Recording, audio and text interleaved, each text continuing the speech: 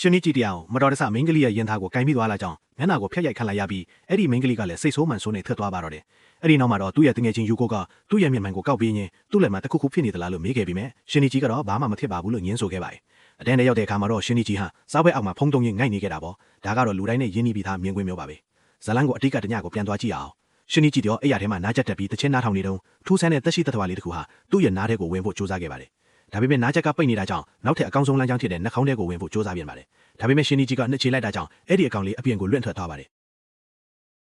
ရှင်နီချီဟာအဲ့ဒီအကောင်လေးကိုမွေးတကောင်လွတ်ထင်မှတ်ပြီးအဲ့ရဘော်ကခုံစင်းကလိတ်ထားတဲ့မဂဇင်းစာအုပ်နဲ့ခုခံဖို့လုပ်ပါတယ်။အဲ့ဒီအချိန်မှာပဲအကောင်လေးကသူ့စီကိုခုံအုပ်လိုက်ပြီးသူ့ရဲ့လက်မောင်းထိုက်ကိုဖောက်ဝင်ကအပေါ်ကိုတရွတ်တိုက်တက်လာပါတော့တယ်။ရှင်နီချီကချက်ချင်းပဲအတိဝင်လာပြီးအဲ့ဒီအကောင်အပေါ်ကိုဆက်မတက်နိုင်အောင်သူ့ရဲ့နားချက်ကျိုးနဲ့လက်မောင်းကိုတင်းတင်းချီလိုက်ပါတယ်။စူညံတန်တွေကြောင့်မိဘတွေနိုးလာပြီးအခန်းထဲကိုဝင်လာကြပါတယ်။ရှင်နီချီကသူ့လက်မောင်းထဲမှာမွေးတကောင်ရှိနေလေလို့ပြောပေမဲ့မိဘတွေကတော့သူအိမ်မက်ရောင်နေတာဒါမှမဟုတ်ယူးကြောင်ကြောင်ဖြစ်နေတာလို့ပဲထင်နေကြပါတယ်။သူကအဲ့ဒီအကောင်ဖောက်ဝင်သွားတဲ့အပေါက်ကိုပြဖို့ကြိုးစားပေမဲ့ထူးဆန်းစွာနဲ့ပဲအဲ့ဒီအပေါက်ကပျောက်ကွယ်နေပါတော့တယ်